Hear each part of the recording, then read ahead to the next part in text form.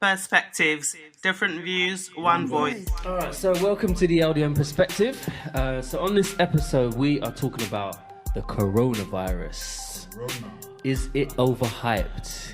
Yeah, I know in these past few days, as everybody's been moving around, trying to get their bread and butter, the shelves are empty. Can't get nothing at all. And it's just a carnage left behind. And do we feel that it's just some big kind of overreaction, or is there a genuine imminent threat that we should all be preparing ourselves for and kind of be in constant worry? So yeah, the coronavirus. So this is a virus that displays flu-like symptoms and is detected, and it was first detected in China in December 2019. The virus was strongly linked to a market in Wuhan that sells seafood and different animal meats. The coronavirus started to spread from animals to humans that had consumed their meats, and then now it's spread all over the world globally. So in this episode, you've got myself, Mo, and I'm joined by my co-host, Kojo. And we've also got a special guest, Manira. Yes.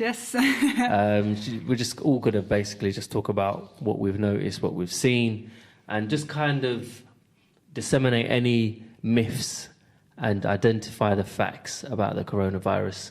Because I know there's so much fake news going around saying this, saying that. We just want to kind of help our community be on the same wavelength, and then you can react how you feel.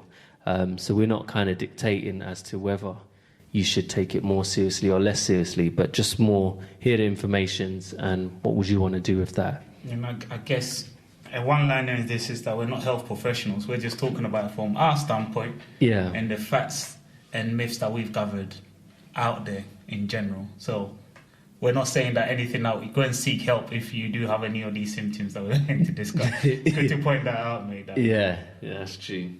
So yeah, with the coronavirus, the symptoms that you may see or display are fever, flu-like symptoms, so that's sore throat, coughs, headaches, muscular pain, difficulty in breathing, pneumonia is one, kidney failure, and it's more likely to heavily affect those that are older and with weak immune system more.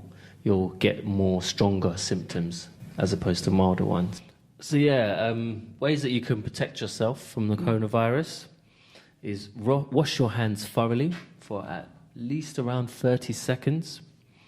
Do not put your hands around your mouth, your eyes and your nose area if it's dirty.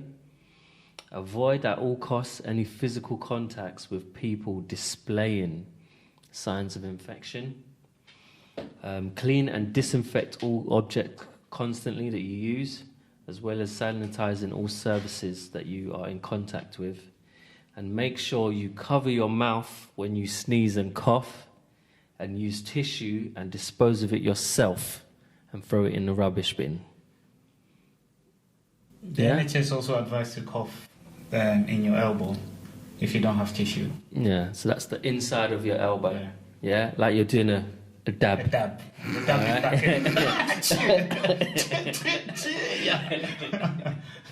Yeah, you know, it's crazy. I went out last night, and I know a lot of people were doing this kind of like elbow dab instead of handshaking or spudding, like when they would meet someone.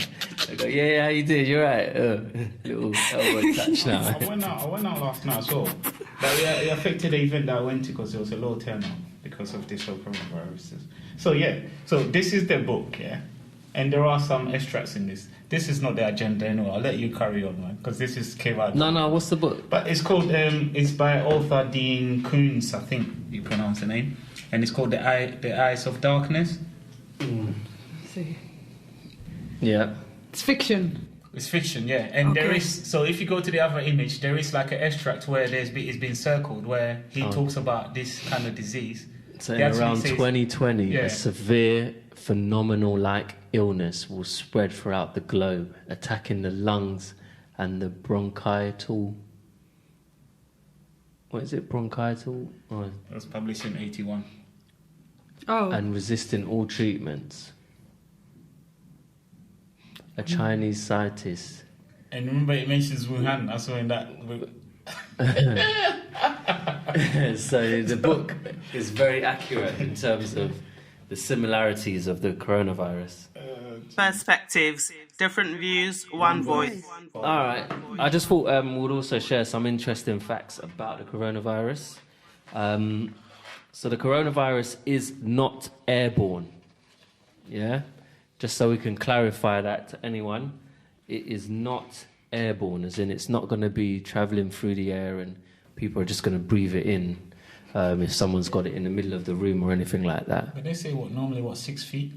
So what they're saying is the way of catching it is through close contact. So this could be someone sneezing, and let's say the droplets of their cough or sneeze is sprayed on you. So they say this can normally happen if someone is within 6 feet of that person that is sneezing or coughing. So yeah, just make sure that people cover their mouths, you know. But basic stuff you should be doing. I just feel like this is all normal I stuff don't get you do anyway. People, look, you could be on a packed bus or train and people are sneezing all over the place without covering themselves. Listen, one thing that I've clocked on the buses now is that there's spare space. No one's trying to sit next to each other. No one's trying to sit next to each other. And no one's trying to talk on the phone either. Everyone's like, zombies on us. Okay, well, I don't like sitting in close proximity anyway, so it's kind of, you know, I'm like, great, I've got a bit more space. But there is an air of tension where, like, people are looking at you like, are you rubbing your nose? Are you, is that tissue? Like, it's like, yo, chill out. Chill. And that's the thing when you mention that, because I've been on the tube and someone is sneezed and I couldn't help it. Even though I know a lot of these things that are going on, but I'm looking at the person like, look, catch it with something, didn't it? Yeah. Like, you know what? I'm not saying that you're infected or anything, but come on, man. Like, catch it with something. Like, don't spread your germs like that.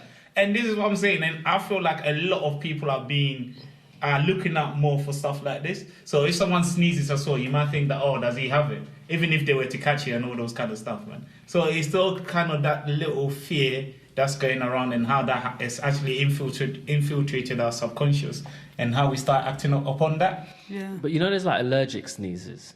So I'm like, not disputing that, but bruv, why would I want to know that you're allergic to something? No, but an allergic sneeze is so impulsive, you may not necessarily cover your mouth or whatever, like, because it acts so quickly. Like, I don't know, someone's perfume, there's an ingredient in it I'm allergic to, and you just sneeze straight. What you're saying is fine. What I'm saying to you, the practical terms of what people are seeing, they don't care whether you're allergic to something or you just sneeze and they think But I also think there's danger in starting to impose on what other people should do in your presence. Yeah. I say that only because, and it's similar to what you're saying, because going back to, sociology, right? There's one guy called Foucault, he talks about something called micropower. So you know how prisons are made and there's like a watchtower in the middle? Yeah. And the theory behind that, the architectural theories are actually, rather than have like prison like guards everywhere, if you have this and they feel watched, they will start to discipline themselves. Yeah. Do you get it? And like, I feel like this is what people are kind of doing. Like, they're controlling themselves in a way almost, where it's like, it's not natural anymore. Like, you are enforcing it's not that it is, I'm not saying that it's bad, but it's like, I think it's a little bit dangerous, because then it's like, you almost become the surveillance of someone else's body and how they should move. Yeah. Do you know what I mean? Okay, but in the time of, and I always play devil's advocate though, in the sense that is that not needed though? You kind of, if you want to contain it and you don't want it to spread, but what happens? How do you contain it without having to self-police? But what happens? What happens when you add prejudice to that? That's what I want to know. What happens when you add prejudice to it? Because I had a conversation yesterday with someone. He was putting out, one of the local people in my community from East Africa, Zimbabwe. He said he was putting out something in the bin, and someone came out and said, "Are you gonna wash? What are you gonna do with that? Are you gonna da, da, da, da?" And I'm thinking, and I'm seeing this because, and other people have reported, seeing Chinese people and moving away and running away. So I'm like, I get it, because we're only thinking about ourselves. Similar to what we said, put yourself in that other person's shoe. Would you want to be policed in that way if people, because then it becomes into the politics of hygiene, who's hygienic and who's not. But doesn't this already feed into existing issues that we have in the community already anyway, in this country, especially when it comes to like Islamophobia? I think we discussed in one of our conversations where even when you're on the train and you might see someone that is coming from prayers, I know how people might see them because they might say, oh, is he about to do something or whatever it is. And I think that one thing we have to be very careful of is that how some of these things play on our subconscious. And it's not necessarily that we act on it, but once we see stuff, it's almost like it triggers a thought process in our head. Yeah. I think, you know what I mean? Yeah, and I think so for me, without going off too much base, because I know you want to go back to it, but I think just for me, the baseline is like, stop trying to control people. Because that starts a power dynamic that is very problematic. You only do that to someone that you think you can do that to. Do you get it? You're not going to go up to the politician that shakes your hands and be like, did you wash your hands? You're not going to do that. You're only going to... Some people are 100, you know. Some people will be like... Some people... Pastor, whatever you are, man. Are you shaking your hand? Some people, but most people will do it to someone they see as below them. And that's true.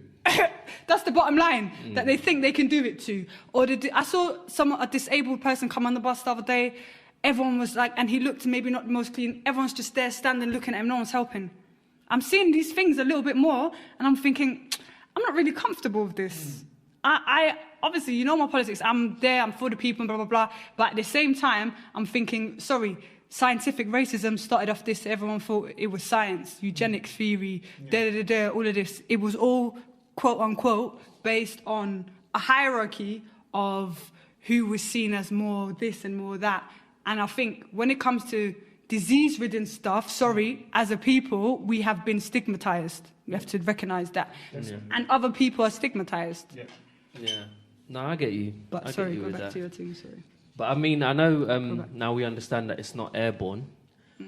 I also want to confirm that face masks do not protect you from coronavirus. Yeah, but I must say, everyone should be put on a face mask though, man. Why? It just creates fear and panic. The thing was... Sorry, go on, keep going. Let me carry on. Yeah. So the face mask is mainly for those who have the coronavirus to stop them from spreading it. It acts as a barrier to stop their cough or sneeze from going to other people. So if you're wearing it... No, because if more people are wearing it, it sends out the signal that more people have it. No, so be responsible. No, you won't be protected. It doesn't. He just said it doesn't protect you. Okay. Listen. Are you listening? Are you actually? Do you want to keep your? Are you being dogmatic and wanting to keep your point in line, or are you taking into account the point that he has just made and responding to? I'm taking into account this point though. But his point stipulates that it's your germ, so it acts as a barrier. So if you cough or you sneeze, it stops that sprayed droplets, whatever. So if you could contain yourself and not spread that, and everyone is wearing it, then of course this could be contained. Because that means that if you sneeze, that sneeze, whether I'm 2 feet or whatever away from you, it does not matter anymore. Yeah. And this is what I'm saying, isn't it? Don't get something about this. But do you want... I'm only playing the role of the people that's fit. But I was actually coming in today and I'm thinking about it. And I'm like, yes, it creates this sense of fear that everyone has got it. But if everyone was to wear it, then it's going to limit the spread of coronavirus. Because it's going to... It will. It will. 100% if everyone wears it, if everyone wears it, definitely it will. But didn't you just say... Because your germ stays with you. But, okay, all right, let me play. I'm not going to play it different. I'm going to flip it, yeah? I'm going to flip it. Yeah. All right, that resolves that issue. However, it starts another issue. Everyone is wearing masks. Who's got it? Who hasn't? When you stop wearing the mask, I thought you were wearing the mask the other day. Have you got it? Right? So sometimes you have to be creative. You have to think, wait. And what happens, because the thing is, you wear it to protect yourself if you've got it. If you're wearing it and you ain't got it, you're signaling that you've got it. Have you gone to check if you've got it? No. Hear what I'm saying, yeah?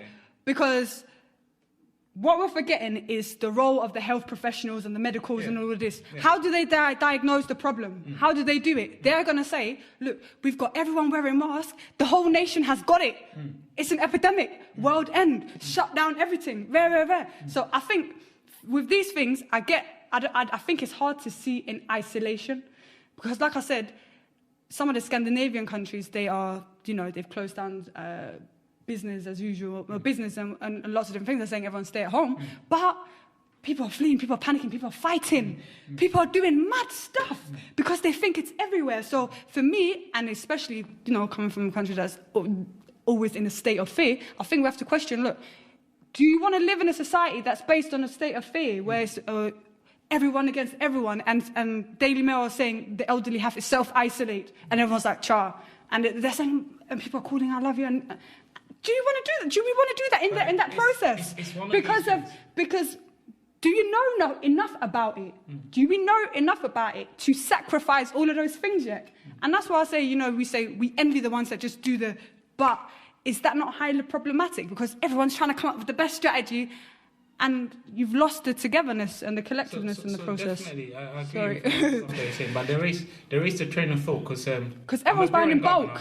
I'm a parent governor, so obviously the schools that I'm governing for, we had to make a decision as in what line do you actually take with this whole coronavirus and schools and all this kind of stuff. And obviously we're taking on the whole public health England and what the government is saying about that. But the thing that you have to bear in mind, and some parents disagree actually. So I was in a parent meeting on Friday, and some parents feel like the government are not reacting to this. They're not taking preventative measures in good time. And sometimes they might relate to that as in what's been happening in Italy, where like a shutdown kind of stuff. This is what some people feel like the government needs to be doing. So obviously, when you look at that, and I feel like for me, if that such decision is taken now, it's creating more fear. But I don't think they would do that here. Italy what's the economy of Italy? No, but then the only reason why this country, when Boris Johnson, because I was reading behind it, what some of the so-called leading scientists in this country, what the advisory team have been saying, is because we're not really we're in the infancy of this coronavirus in regards to the number of cases. They see this happening in the next 6 to 13 weeks or something, where it will be more heightened. And they feel like when it's more heightened, where there's more people affected, is when they might actually put this whole thing about working from home or not going out. Because now, if you were to say to people to actually stay in their houses, they might have to stay in their house for about 13 weeks, for 12 weeks. Because exactly. So what happens? So what happens? Exactly. So what happens when you signal it too soon? Oh, I feel like when you're by the time as exactly. I'll just say to everyone to wear. No, because but the problem is She's a bit, man. Do you get what I'm saying? Because you're more looking at it in terms of the imagery of how it's she's perceived, talking about the fear that will be perceived. Because that's your health, psychological health. Mental health. Because I know you mentioned in regards to Italy, and we're talking about the face masks and that, and the coughing and sneezing. But in Italy, of their actual coronavirus cases that they found, 45% of them that were tested and found positive with the virus showed minimal or no symptoms for having it. But then even what's the test measures then? No, in Italy, yeah. So in Italy, no, because when you talk about these symptoms, it's true that you could talk about those symptoms, but someone could be actually suffering and they have no symptoms. No idea, yeah. Definitely, it's a fact. So what is it? When you look at the case of Italy, not suffering, infected. Infected, I should say. Yeah. Yes. So let's be clear in our language. Be clear. Let's be clear. Because suffering suggests that you are affected by it. Yeah. And what was it you said? Infected with the virus. Infected suggests that you have something that we're not sure about yet. Yeah, which might not actually be doing anything to you.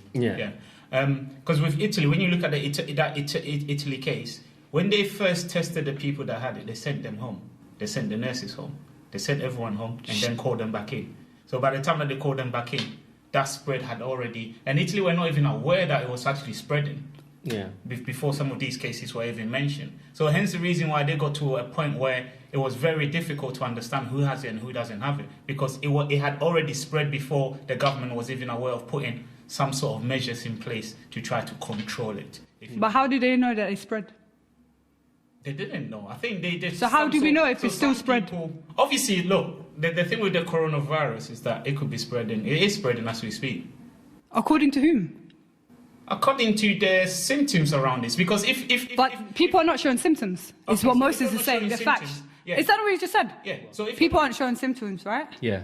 And if you're not showing symptoms and you're infected. So my question is, what's the measurement? Is it low immune system, which many people have? I'm just being real. Like, how do you measure what it is?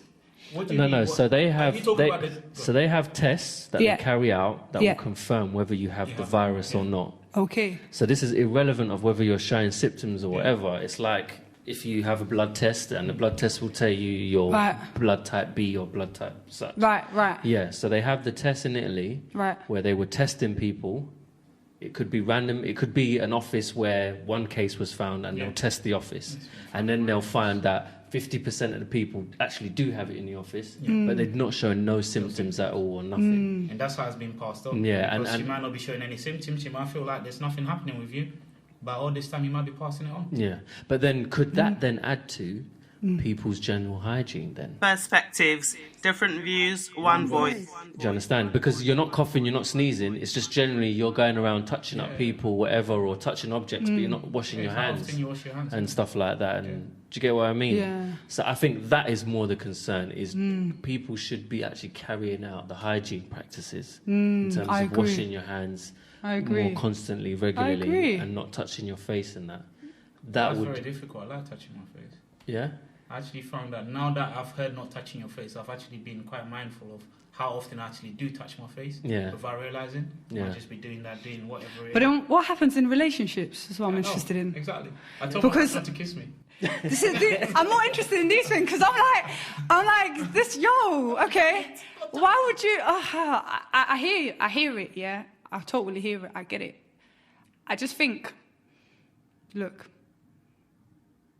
we don't know what it is yet. It's a virus. Most people recover from it, is what you're saying. Yeah. Most people have recovered from it. The ones that don't have really weak immune systems and over 70, etc., etc. You know, like, I think we talk about the physical health. We don't talk about the mental health a lot. And what happens to a family when it starts to break down? And what happens to a grandson that's not able to see his grandmother, who thinks she's dying and she's by herself? You know, what happens to friends that are from different ethnic groups, but one person saw the other person cough, and now that person is being told, you stay in your house? Stigma, labeling. You know, what happens when we say, you know, that the police can surround an elderly or whoever thinks has had it, and no one is able to bring food or blah, blah, blah? What happens then? Those are the things I'm interested in, because those are the things we're doing to ourselves, or we allow, but in our complete and total trust. We just spoke about protest and rioting and and we spoke about the role of the government, but now all of a sudden we have total trust. Yeah. So what would you say then? What would you say? Because on one level, especially because with this coronavirus, anyone that has underlying health conditions, so it doesn't have to be someone that's over 70 or the elderly, because of their immune system kind of challenges that could be, if they are infected with it, it could lead to them actually passing. How do you build your immune system when you're by yourself and people are saying, don't go out, don't exercise, don't do these things? I'm saying currently in the situation that we find ourselves in, if we're saying that self-quarantining or self-isolation, because of some of the stuff that could definitely, I've worked with elderly people in regards to the job that I did, working for Dial-A-Ride, where you provide transportation for people that might find it difficult on mainstream transport, door-to-door service. So I definitely know some of the challenges that the elderly face, where some of them have not been outside the house for like 2 weeks.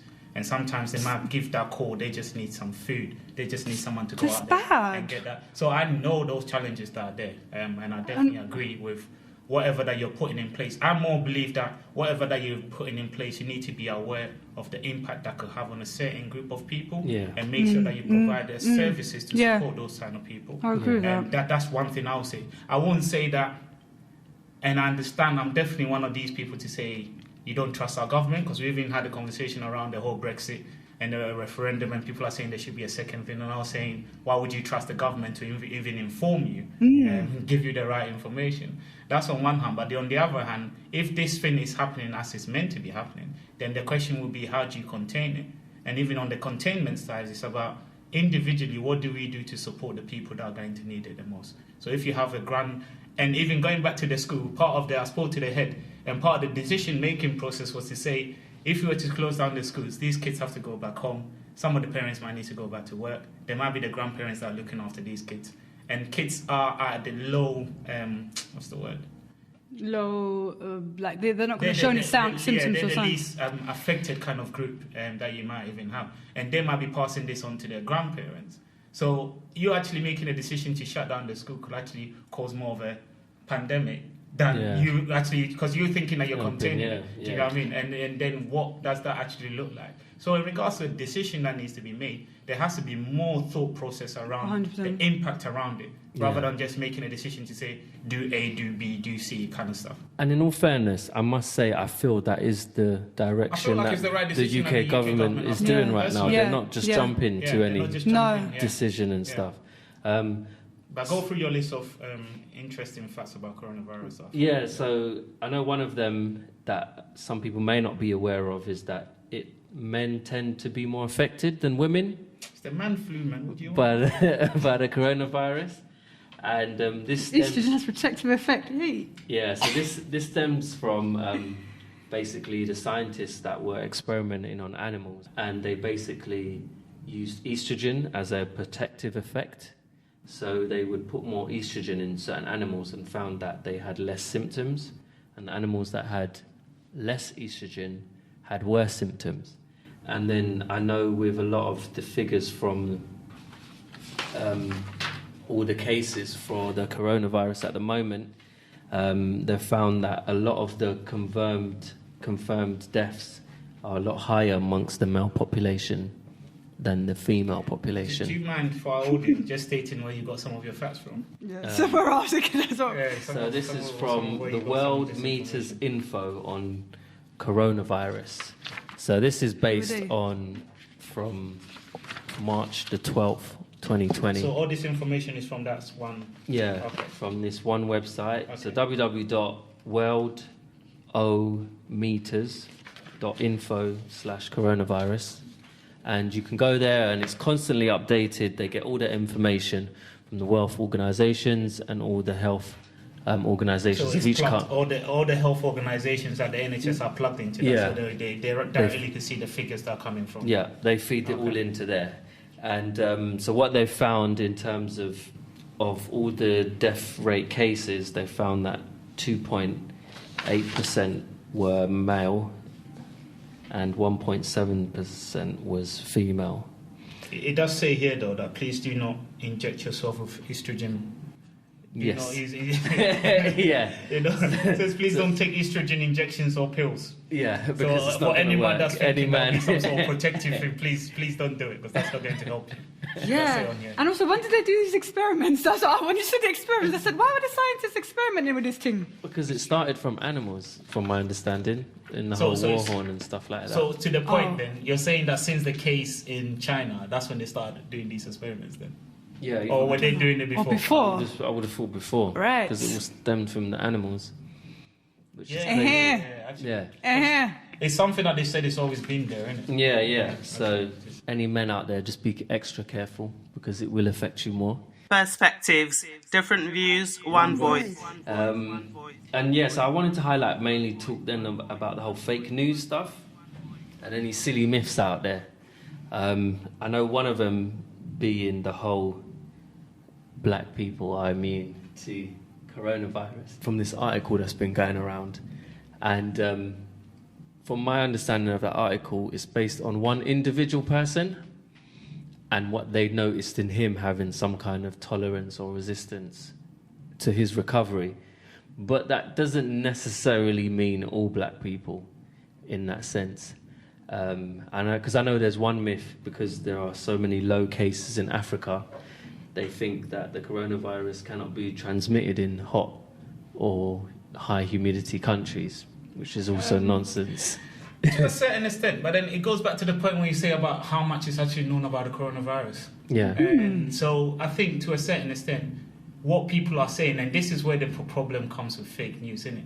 And it's with stats, what part of it you want to lean towards. Because in the part of that whole warm spring temperatures, the slowdown of even the flu, because the flu is seasonal. And the reason why it's seasonal is because of that same fact. It doesn't survive in a high temperature kind of environment. So people were using that same kind of thing to say that if the flu behaves in that way, then the coronavirus might behave in that certain way. So I was looking at this part, just looking through your myths, to actually read up about this whole kind of environmental kind of conditioning behind coronavirus. And I think one point that they made, though, is that, can I scientifically explain this? I don't think I can, but I'll try. What they did mention about the sneeze is that when you do sneeze, let me look for that point, actually. Let me read from what this professor said regarding. So I'm not trying to say what you're saying is wrong, but in regards to what we know at the moment, we can't necessarily qualify or disqualify that specific point because we don't know too much about it. No, but the statement is that coronavirus cannot be transmitted in areas of hot humidity climates, false, and that's false. It can be. Whether the levels may be higher or lower, that's a different argument, but to say that you won't get it if you go and move back in Africa is nonsense, because you can still get it there. Same way as I've had the cold before when I've been in Uganda. Cool, I get that. Yeah. I get that. So they say the sunlight can help break down viruses that have been transmitted to surfaces. So I guess the scientists use the whole UV light and how they use UV light in regards to in the whole kind of general cleanliness and all those kind of stuff to make that point. But there was a point that they made regarding how those particles, when someone sneezes, how they travel. Yeah. And because of the exposure to the sun, I'll look for it. I'll let you carry on, but I'll look for that point. I thought it was interesting just to point that out because there is a lot of information, but it's okay. And yeah, so another one is hand dryers are effective at killing the coronavirus. Right, because they're hot. Yeah, which is nonsense. A hand dryer will not kill the virus. You still need to wash your hands with soap and water. Just wash your hands. You know, don't think you can just run to the hand dryer and just dry it off and it will go. It's not true. And antibiotics do not work on viruses. They only work on bacteria infections. So don't think you can try and pill up on. You mentioned the one with the alcohol and stuff kind of. Yeah, so the other one is that's what spraying alcohol and chlorine all over your body will not kill the virus. Are people doing this? Yeah. But that's what I'm saying about fear, bro. Let's come on, and guys. The reason why it doesn't work by just putting it on your body is because the virus may have already entered you, and once it's entered you, then you spraying yourself with the alcohol on the outside isn't helping the inside, if you get what I mean. I feel like we have to have some biology or health lessons in schools. No? There's something about what you do on the outside and what's happening on the inside of your body, no? Yeah. Like, if you... Wait, are you saying chlorine? That's like basically bleaching agents, no? No, it's like, when you go swimming. Oh, yes, yeah, chlorine. Oh, chlorine. Yeah. Yeah. People are doing that outside. So some people might think, let me just go dive in the local pool, innit? And I'm not going to catch it. It's not true. But one also thing to mention is that there hasn't been any fatalities of any children under the age of 10. And it may not affect them the way it would adults. But one thing you have to be mindful of, even though children may not be affected by the coronavirus, they can still be carriers of it. Yeah, 100%. So yes, the child is not going to harm them or hurt them, but they could be carrying it and expose other adults to it, who would then develop the symptoms.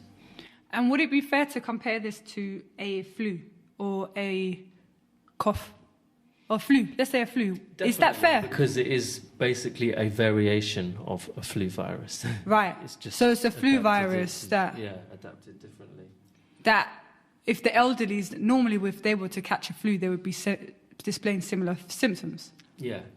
But if you do get the flu jab, it's not going to be effective on the coronavirus. The point to be made with that point I saw is that flu is killing off the elderly. Yeah, that's the bigger point. That's the point that I think regarding that question where it's alluding to that, causing damage. Yeah. And we don't have such hysteria about flu. We should be doing the same thing about flu and uprooting flu because it's killing people as well.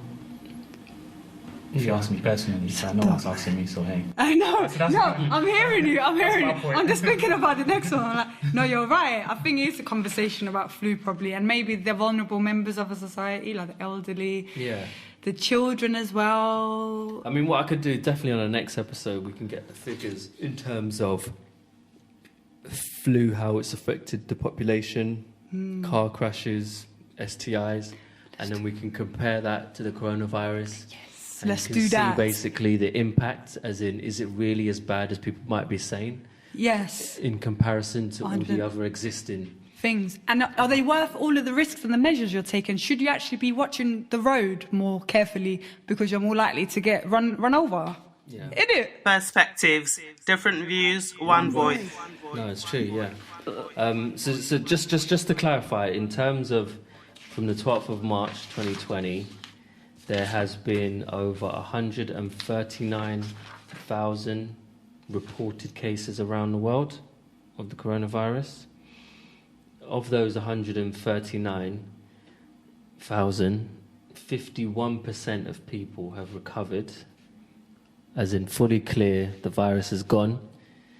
4% have died, and 45% is still ongoing, basically. So we don't know what the outcome is yet. So in terms of actual closed cases where someone has recovered or died from it, you'll find it's a 93% recovery rate at the moment. What would be interesting is, again, maybe we can do some more research, isn't that? For the ongoing, what population, like what group are they? Are they the elderly? Do they have a weak immune system, etc., etc.? Does it say that? Yeah, so we got the statistics on the side here, which talks about, in terms of all confirmed cases, 21% are of the age 80 and above. Right. All confirmed cases. Yeah, of confirmed cases. Where are you reading this from? If you go to the top paragraph. Yeah, I see that. I see it. Yeah. Death Oh, rate this is the confirmed death cases. rate. Yeah. Yeah, this is the death rate. So this is the people that have died from the coronavirus. So it's a bit different from what you're saying. Yeah. Yeah, so people that have died from the coronavirus, 20% have been over the age of 80. 8% have been between 70 to 79. 3% 60 to 69. So basically anything below the age of 50, you're looking at 0.4% of people that actually die from it, which is very, very low. Very low. Extremely low. Extremely low. Yeah. With how it's being spoken about. Yeah, with exactly. Wait, can you say that figure again? Yeah, so 0.4% Wow. of the people that have actually died from the coronavirus have been under the age of 50. But just looking at that table, what's the difference between death rate confirmed cases and death rate all cases? Because for the 80 plus, there's two figures there. The confirmed cases is 21%, but all cases is 14.8%. What does that? I'm not sure what they mean by that. Yeah.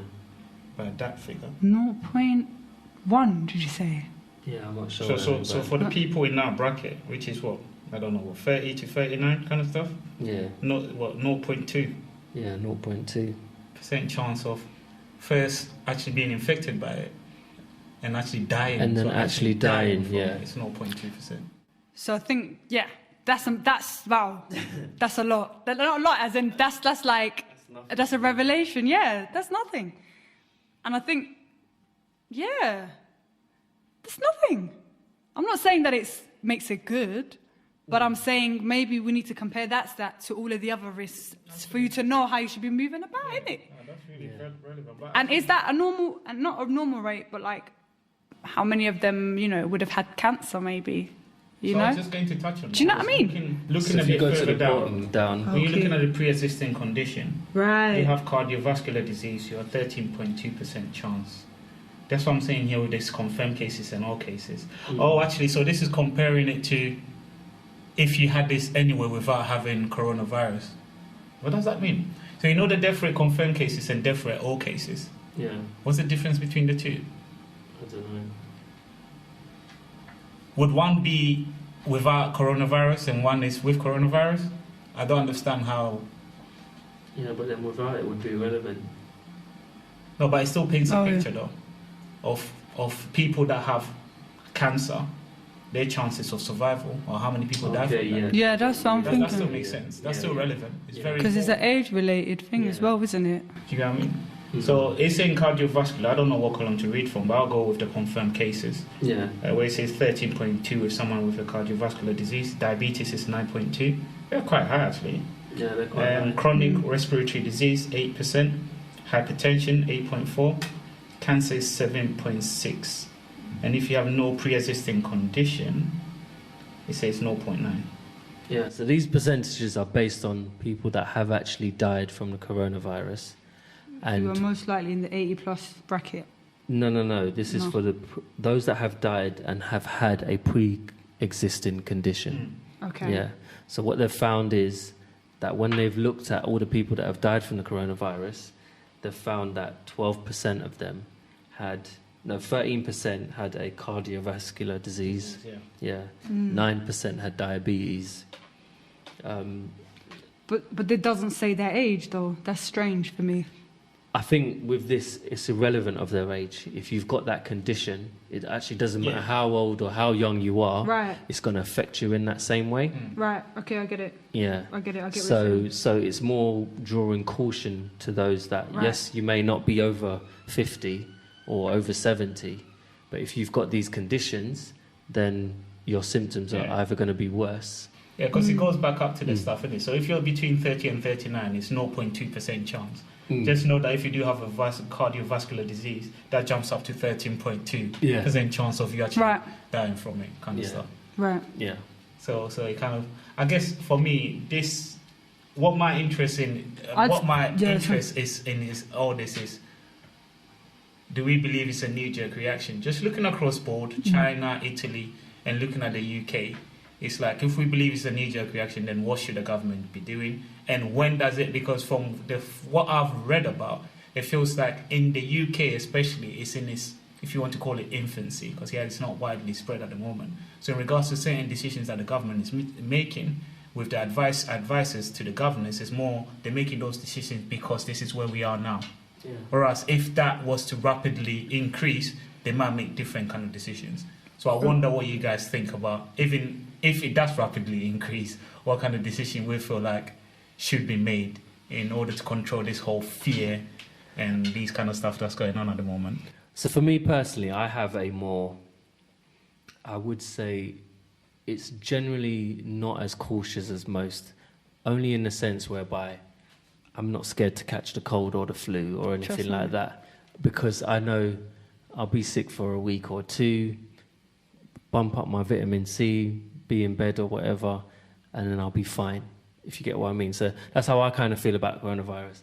Let's say I do get it, I feel like I might be feeling a bit poorly for a while, but I'm going to be fine after that, if you get what I mean. But then I don't want to be irresponsible in the sense whereby, yes, it may not affect me so much. There may be people around me that might be more vulnerable towards it, who I wouldn't want to catch it in the first place, if you get what I mean.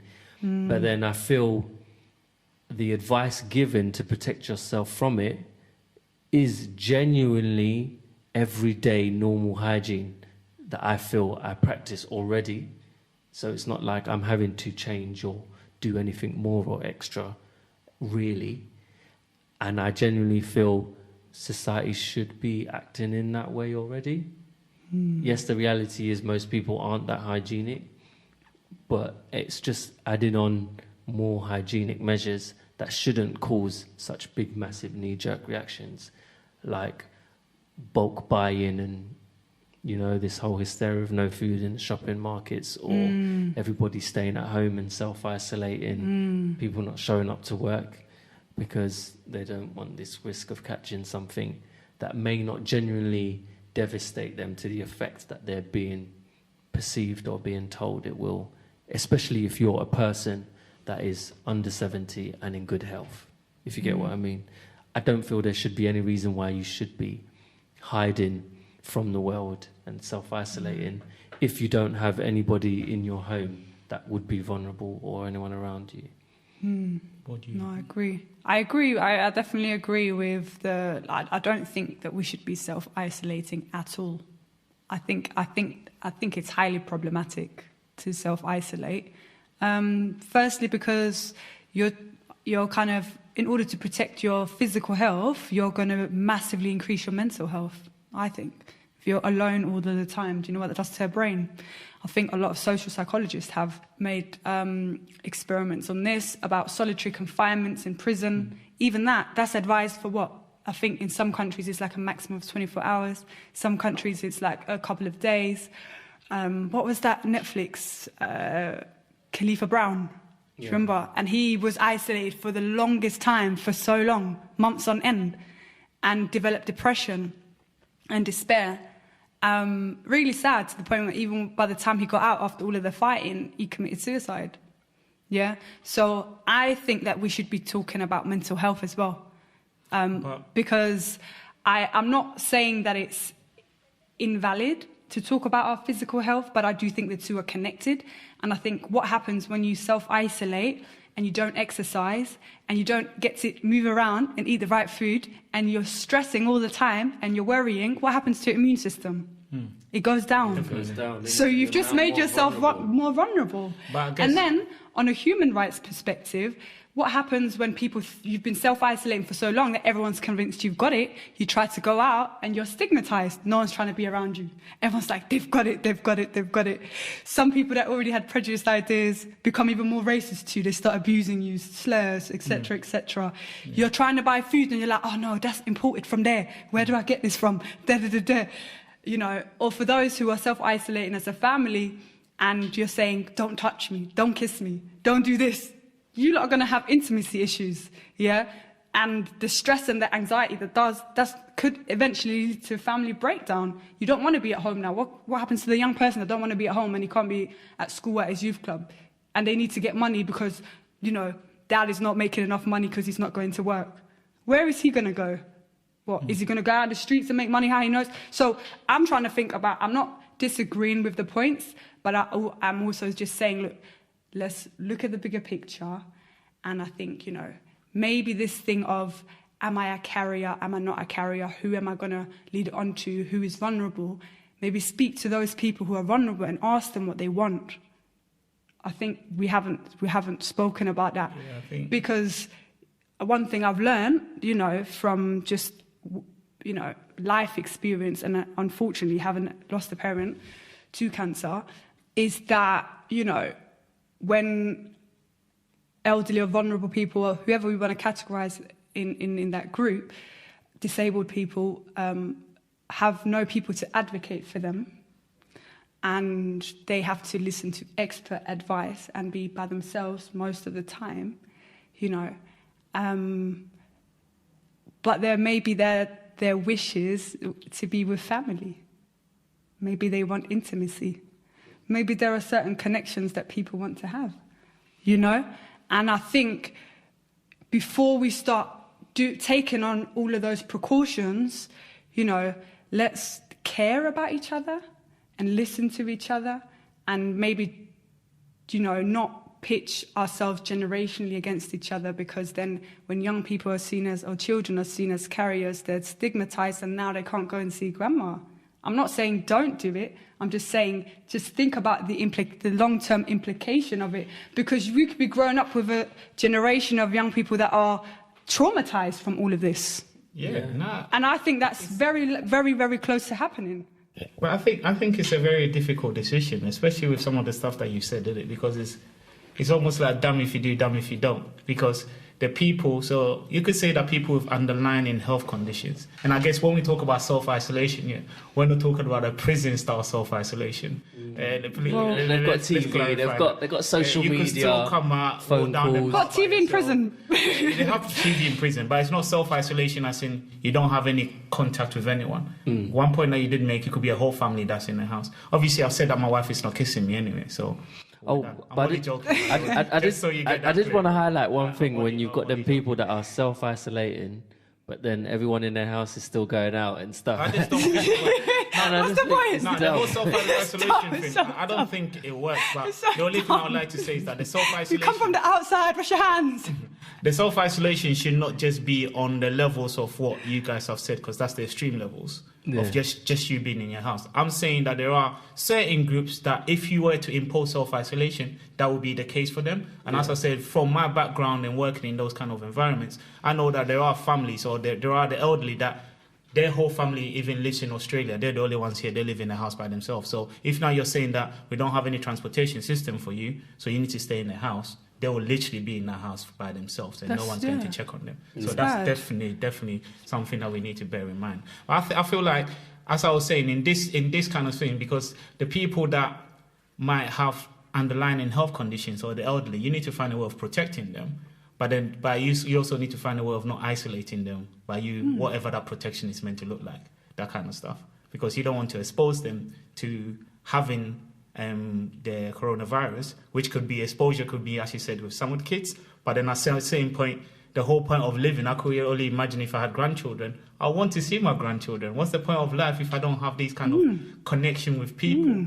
So it's a very difficult kind of moment that we are kind of in, I would say. Yeah. So I get what you're saying. So you guys are saying that regardless of how high-end this gets, let everyone just wash your hands, just go about your normal business. No, but then there's also that's what you guys are saying. I'm not saying that in a sense whereby it's not. There's the element of increasing your vitamin C. So, well, I didn't see anywhere in the stuff that you said anything about vitamin C, mate. Yeah, I know. So immune system. We spoke about immune system, though. So we spoke about increasing your immune system. Your self-health, the health of your physical body, in the sense that you need to increase your vitamin C. You need to increase I don't want to spread. What I'm saying here, I'm not disputing the whole element of vitamin C and what that does to your immune system and all those kind of stuff. But if you want to base this conversation on facts and myths, then you need to base it on the facts that we found about this and what you need to be doing, rather than what you personally feel like someone needs to be doing in order to boost the immune system. Because there are myths here. When I go on the BBC, people are talking about eating garlic. Where is this? I'm not gonna lie. Me and my friends have spoken about this. Okay, so not straight, but just general. Okay. Not just general things you do back home that you know that when you have a cold, you have ginger in it. Like but you have you have ginger. You have what? You have your lime and and you know the things, because what's happening is that everyone's rushing to the supermarkets buying antibiotics, all these things, and so the poor, like not the poor, but the ones that don't rush have to think of different ways. Do you get it? All I'm saying here is that when we talk about myths, fake news, and all those kind of stuff, some of it comes from culture. But then, what do you qualify something being a myth? If because you haven't seen it work doesn't mean it doesn't work, and that's the stuff of a lot of our culture and tradition. There are some medicines that we do and we know it works, but to the outside world, to the Western world, this is not proven, so that's a myth and all those kind of stuff. But so it depends on what type of conversation we want to have. But if we're just talking about conversation just based on what these so-called scientists and the people that know this. And also the point to make here is that there's a lot of unknown about this. So a lot of these things that you guys are saying could be actually what saves you. But no one knows yet because no one's taking those and then reported back to say, I had it and I've taken this and now it's working or whatever not. Do you get what I mean? Yeah. So there is a lot of myths about garlic, something called miracle minerals, whatever that these people are talking about. There's also something about doing a homemade kind of hand sanitizer with alcohol, but then those hand sanitizers, they say the ones that you're meant to be using should have a content of 60 to 70%. Normally, when you buy alcohol, normally it's about 40% and kind of thing. So you're not really making any kind of homemade hand sanitizers anyway. Drinkable silver, which I've never heard before. But then there was this stuff doing the rounds on Facebook and WhatsApp about drinking water every 15 minutes. I'm not sure if you guys came across it, but I read something about this Japanese scientist that go on, open that water.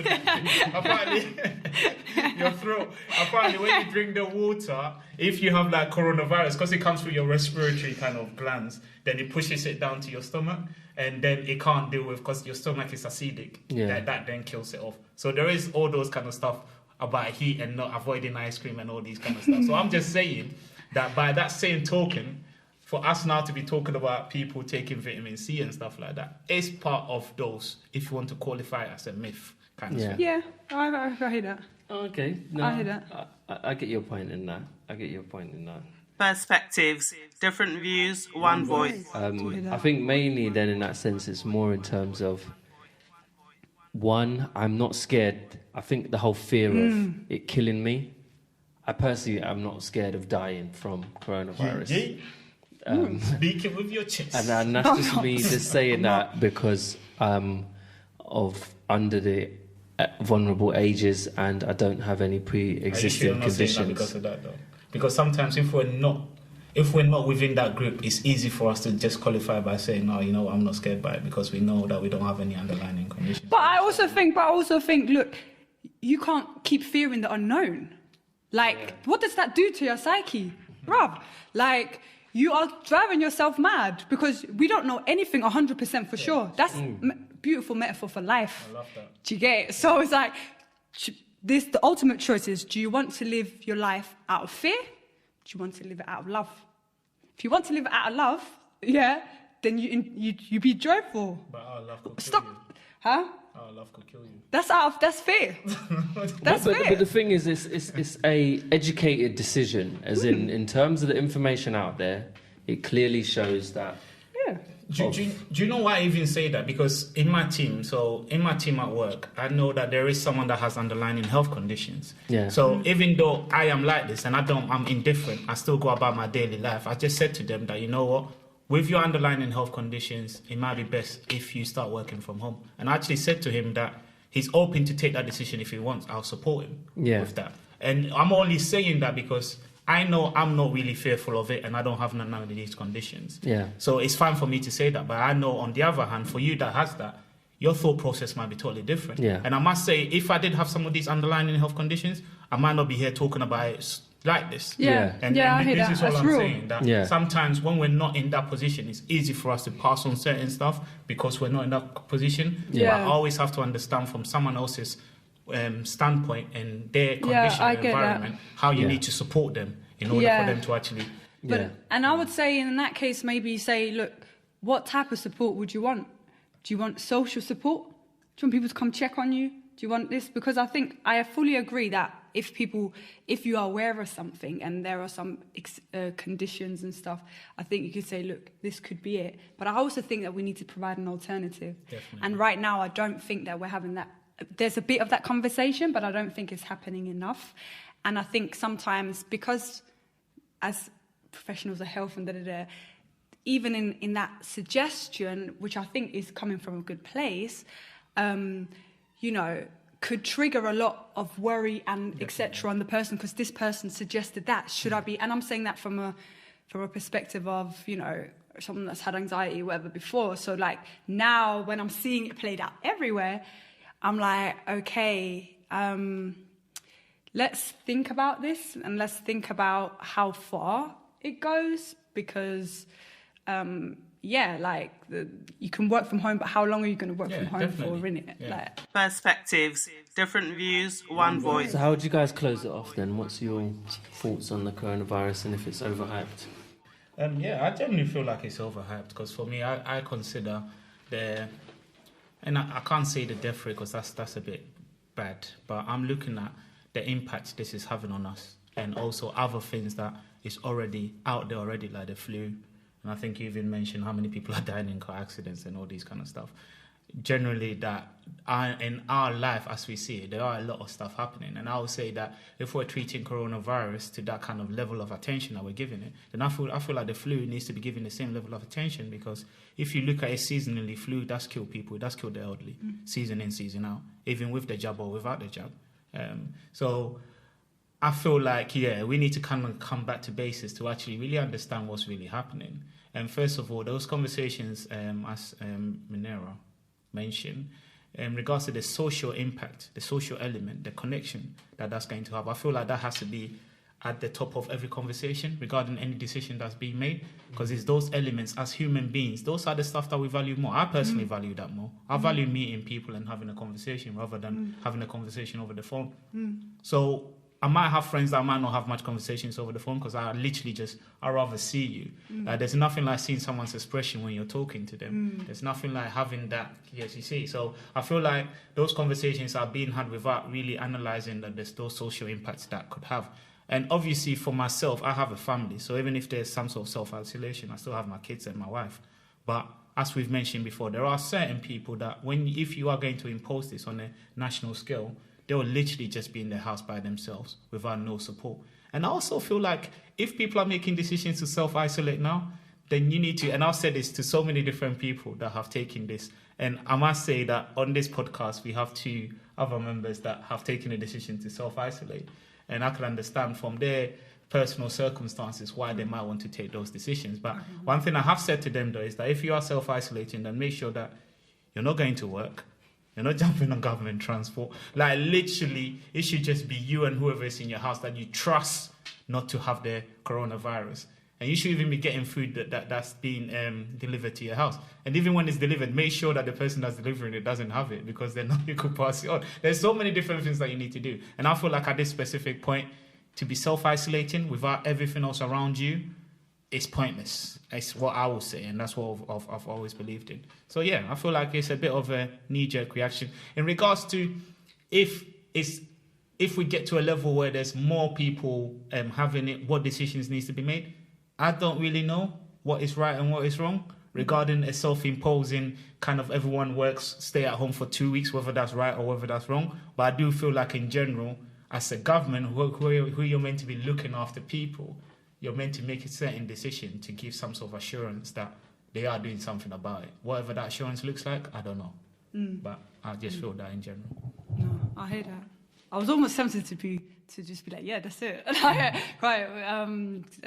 And yeah, I don't do that a lot. But I think I totally, I agree with that. I think for me, we talk about the government, et cetera, and I think this is a time for us to perform some of the roles that we say we don't trust them from the government. Do you get what I'm saying? I think, why do we wait for them to care? Can't we care? This is almost a chance to create a society that we've wanted. And I think for those people, I can respect people's decisions and journeys. So if you feel like you have to isolate to a certain extent, cool. But I'm not going to lie, part of me is going to be like, once we start having a conversation about the collective, I'm not going to listen to you as much. That's my stance. Yeah. What? Yeah. That's it. What do you mean? No, because you showed it, innit? Yeah, because this conversation really is about individualism, or not necessarily some version of socialism, yeah? Do you believe in the individual and you're above, and sometimes individual and your family, yeah? That's still an individualistic outlook, yeah? And hoarding and this and greed and da-da-da-da. If you believe in that in this extreme, then that's how society's going to go. Do you believe in being social and supporting each other and helping each other and caring, and that we fundamentally, as humans, are social creatures? Then that's how the society is going to go. That's really what I think right now. And so what I would say is, let's and science and maths and all that, it's important, it's interesting, but we have an opportunity to have a broader social conversation, and let's respect each other and support each other. And just don't buy up all the stocks and the toilet paper and shut it on the streets. What are the toilet paper though? What's going on? There's no other ways of cleaning yourself. It's not such a big deal. If you're thinking of Armageddon, toilet paper should be the last thing on your list. Personally, if you ask me, you have water. Don't let me pay a fortune for what you can do with water in it. But come on, Jesus, talk about food, but toilet paper, I don't know who put that out there anyway. Yeah. It's not my wrapping up. I don't know. I couldn't help myself. The coronavirus is a crazy hysteria at the moment. I feel, it's definitely overhyped. I think for me personally, I feel it's, I don't know. I feel that definitely I'm not too sensitive or hypersensitive over it in that sense. But at the same time, I am respectful of those around me and my community. So, yes, I may be carrying on as normal, but obviously being as hygienic as possible in that sense. I am also cautious in terms of the vulnerability of those around me and the effect it could have on others. So I I'm more happy to follow a general set of rules and guidelines which other peoples might want to impose. So let's say if someone I'm coming to says, "Oh, look, before you come